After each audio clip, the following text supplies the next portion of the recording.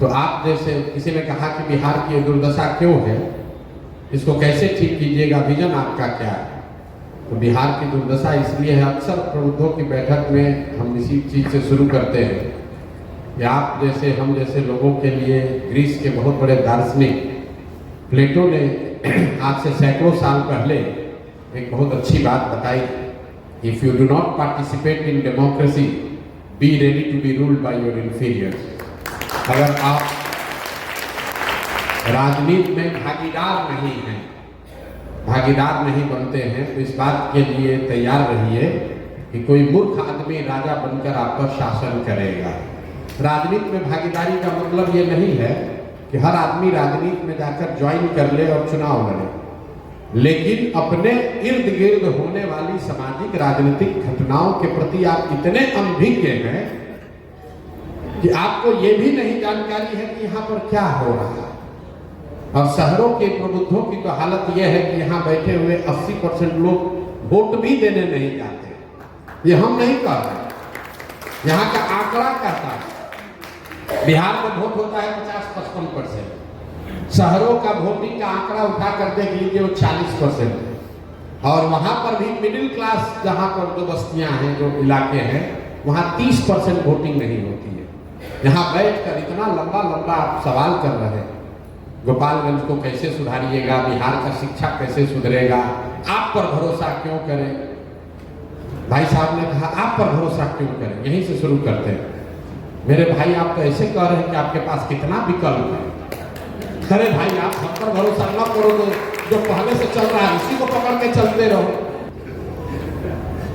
जिस रोगी को डॉक्टर ने ये कह दिया है कि अब आपके रोग का कोई इलाज नहीं है हमारे पास, वो रोगी कह रहा है कि हम कौन सा दवा खाएं, कौन सा दवा न खाएं।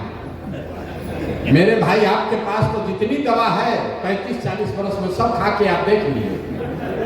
आपने कांग्रेस को देख लिया, आपने लालू जी का सामाजिक न्याय देख लिया, पढ़े लिखे नीतीश कुमार की सरकार देख ली, मोदी जी का करिश्मा भी देख लिया।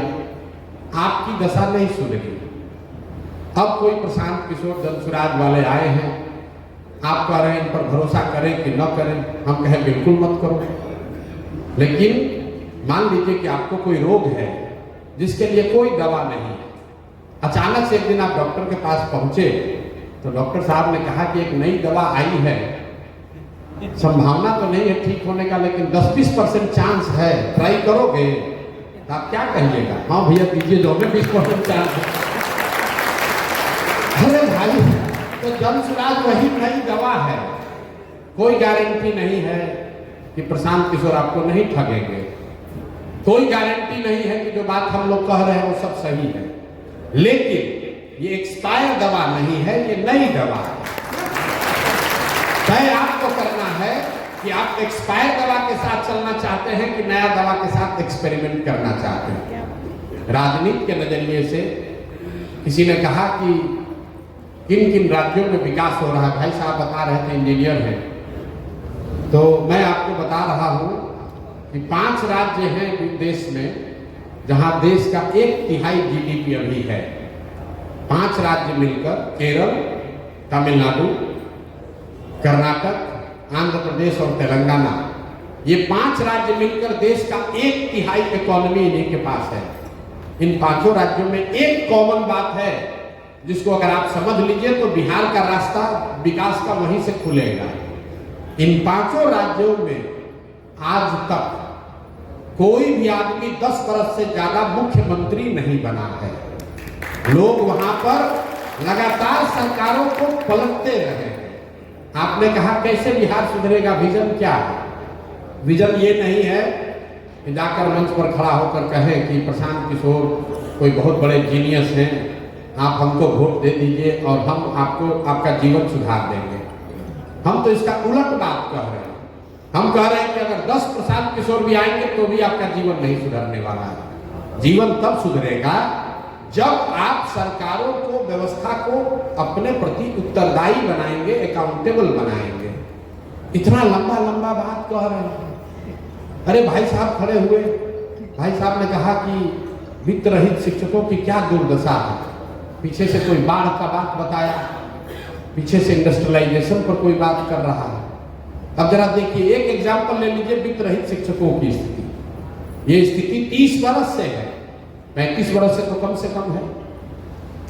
इन्होंने ही जो कहा उसी को बता रहा हूं कि परिवार परेशान है, बेटियों की शादी नहीं हुई, कई लोगों ने तो आत्महत्या कर ली।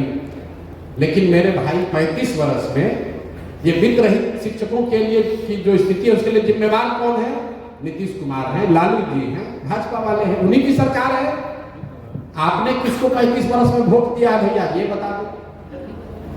आपने कहा कुछ नहीं बदला, तो आपका वोट देने का तरीका भी नहीं बदला। आप तो उसी नीतीश कुमार को वोट देकर अभी जिताए हो 5 महीना पहले, जिसके मारे हुए आपको और है कि हमको वित्त रहित शिक्षकों की हालत बड़ी खराब है। दोनों बात कैसे होगा रे भाई? भैया बहुत कष्ट में है, बाढ़ नहीं रुक रहा है, बाढ़ तो आज पहली बार नहीं रुक रहा है। तुरंत आदमी कहता है भैया विकल्प नहीं था। जब घेरा जाएगा, हम 2 बरस पैदल चले, सब बात सुनते हैं, पूछते अच्छा ये बताओ तुम्हारा विधायक कै बार से जीत रहा है? कहता भैया 4 बार से। सांसद कै बार से जीत रहे हैं? भैया 2 बार से, उसके पहले उनके 3 बार बाबूजी जीते थे। अरे भाई तो तुम मरे भी जा रहे हो, इतना परेशान भी हो और वोट भी उसी नेता को दे रहे हो, दोनों बात कैसे हो रहा है? दोनों बात कैसे हो रहा है? वोट पंजाब के लोग तो आकर नहीं दे रहे हैं, वोट तो आप ही ने दिया। कुछ लोग कहता है कि भैया विकल्प नहीं था, क्या करें, विकल्प नहीं था। हमको समझ तो सब था, विकल्प नहीं था। लालू जी को दे नहीं सकते हैं तो डर के मारे नीतीश को दिए। मेरे भाई नोटा नहीं था, यहाँ तो बहुत विद्वान वकील लोग बैठे हैं। नोटा था ना, नोटा क्यों नहीं दबाए? अगर नोटा को सबसे ज्यादा वोट पड़ता तो कानूनन फिर से चुनाव होता। तो कहता है वोट बर्बाद काहे करें? वोट बर्बाद क्यों करें? मतलब गलत आदमी को दे देंगे, गलत को दे देंगे, लेकिन नोटा नहीं देंगे। बर्बाद क्यों करें? कोई अच्छा आदमी खड़ा होता है, इस शहर, भाई साहब पूछ रहे हैं सही आदमी का पैमाना क्या है? ठीक बात, गोपालगंज में कोई अच्छा सज्जन आदमी खड़ा हो जाए तो आदमी घर में बैठ के कहता है अरे ना चली हम बिहार में चली हम ना पैसा वाला कुछ आगे पीछे को है तो नहीं अकेले घूमत रहा। आप अपने घर में बैठ के हंसते हैं, आप और हम अपने घरों में बैठकर हंसते हैं कि ना प्रोफेसर साहब आदमी तो बड़ा अच्छा है, डॉक्टर साहब अच्छा आदमी है, लेकिन चली हम ना चली हम ही।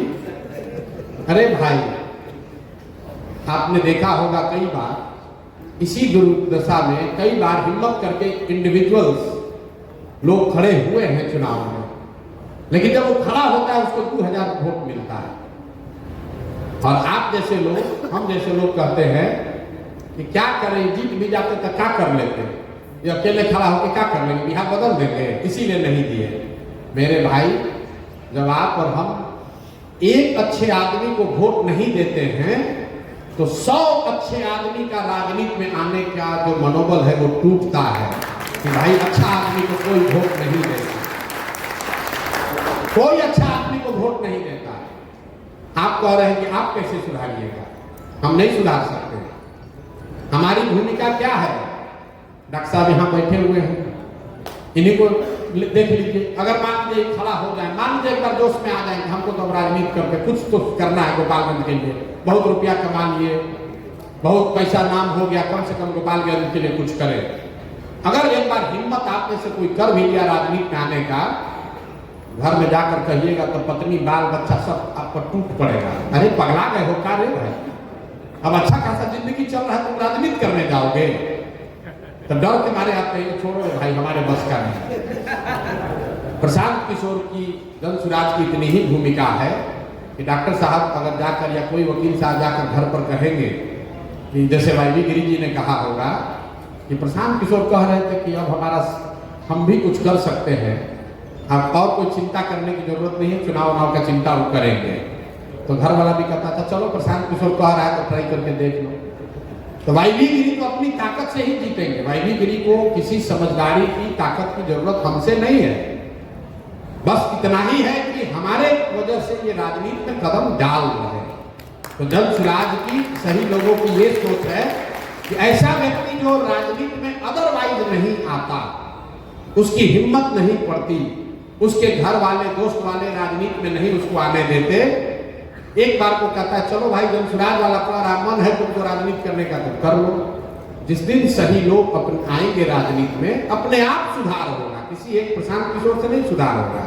बिहार में सुधार तब होगा जब 2-4-5 हजार अच्छे लोग मुखिया बनेंगे, 100-150 अच्छे लोग विधायक बनेंगे, तब सुधार होगा। खाली मुख्यमंत्री बदलने से, सांसद बदलने से सुधार नहीं हो सकता। दूसरा